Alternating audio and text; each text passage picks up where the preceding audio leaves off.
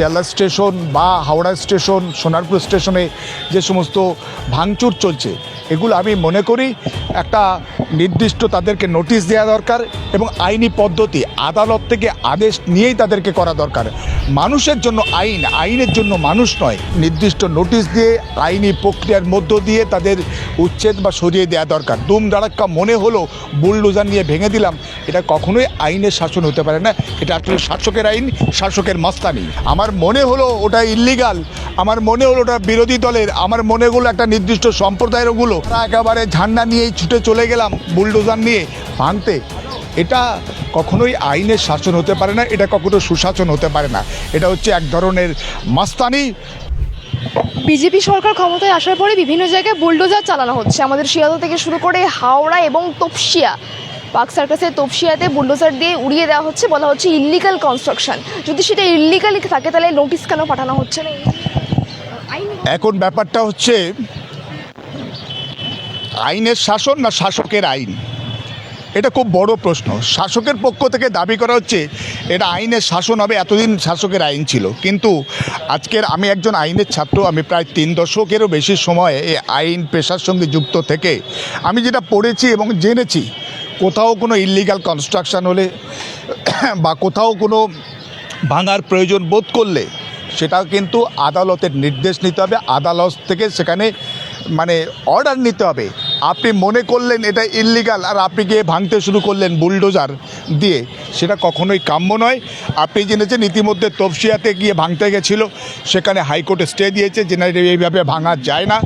আপনার বিশেষ করে ডাবল ইঞ্জিন সরকার, বিজেপি সরকার যেগুলো আছে, উত্তরপ্রদেশ, আসাম, মধ্যপ্রদেশ, বিভিন্ন জায়গায় এই বুলডোজার সংস্কৃতি তারা আমদানি করেছে।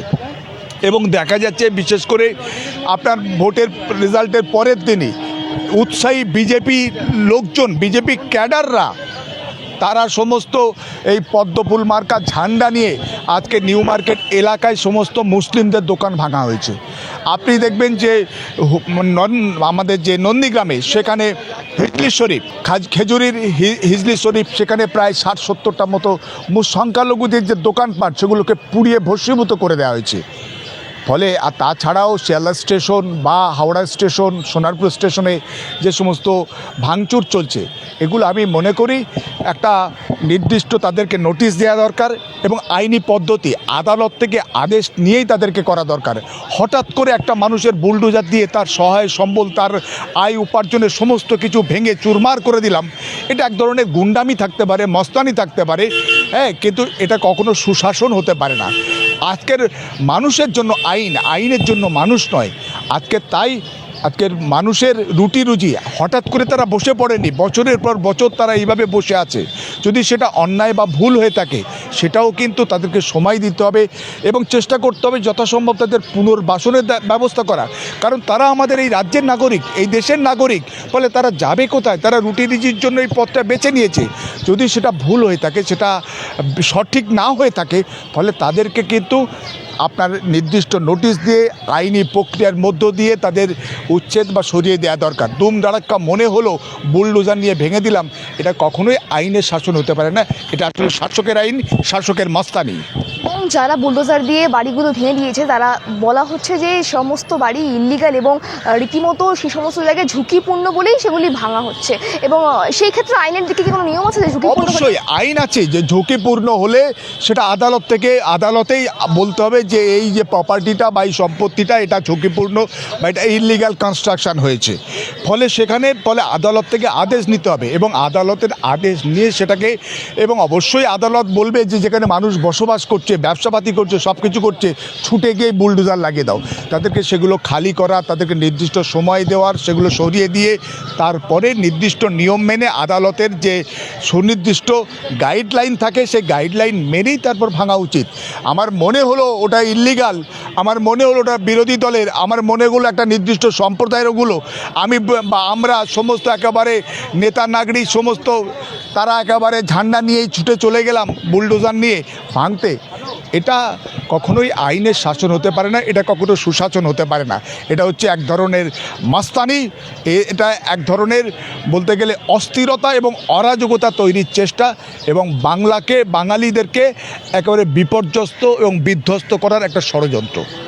সেই জায়গায় দাঁড়িয়ে অনেকেই বলছেন যে এই যে যাদের ঘর বাড়ি ভেঙে গেছে তারা বলছেন যারা ইল্লিগাল কনস্ট্রাকশন করতে সাহায্য করলো প্রশাসন তাদের কেন ধরছেন?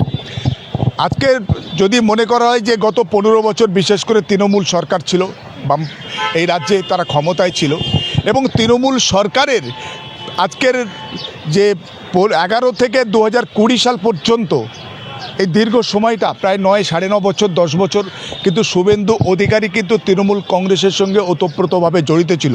গুরুত্বপূর্ণ মন্ত্রক তিনি সামলেছেন এবং তৃণমূল সরকারের সমস্ত কাজকর্মে তিনি প্রায় 9-9.5 বছর কিন্তু তার ভাগিদার ছিলেন। ফলে সেই শুভেন্দু অধিকারী জার্সি চেঞ্জ করে তিনি এখন বিজেপি এবং বিজেপিতে এসে সেই দলবদলু শুভেন্দু আজকের পশ্চিমবঙ্গের বিজেপির মুখ এবং মুখ্যমন্ত্রী হয়েছেন। ফলে আজকে সেখানে সব ভুল বা অন্যায় হয়েছে, অর্থাৎ দুম করে সব ভেঙে দিতে হবে। যদি ভুল হয়ে থাকে, যদি কেউ ভুল করে থাকে, আবার বলছি যে আইনি প্রক্রিয়ার মাধ্যমে সেই ভুল শুধরে দেওয়ার বা ভুল সংশোধন করার বা ভুলটাকে নষ্ট করার চেষ্টা করা দরকার। সেখানে হুইমজিক্যালি মস্তানি সুলভভাবে বা ক্যাডার নিয়ে গিয়ে বুলডোজার নিয়ে গিয়ে ইচ্ছা মতো কখনোই সেটা হতে পারে না। আইনের পেরিফেরির মধ্যে, আইনের নির্দিষ্ট সীমার বা গণ্ডির মধ্যে থেকেই আজকে সমস্ত যা কিছু করার সেটা করা উচিত এবং করা দরকার। এবং অবশ্যই ভাবতে হবে যে আমরা ওয়েলফেয়ার স্টেট, মানুষের কল্যাণের জন্য, সমাজের কল্যাণের জন্য, রাজ্যের কল্যাণের জন্য আমরা সব কিছু করি বা করতে হবে আমাদেরকে। মানুষকে কাঁদিয়ে, মানুষকে চোখে জল ফেলে, মানুষের ভাতের থালা কেড়ে নিয়ে, মানুষকে যন্ত্রণা দিয়ে, মানুষকে পথে বসিয়ে কখনো সুশাসন হতে পারে না। ফলে যারা করছে তারা হচ্ছে আইন বিরুদ্ধ কাজ করছে, তারা সুশাসন নয়, তারা একটা মস্তানি রাজ কায়েম করছে।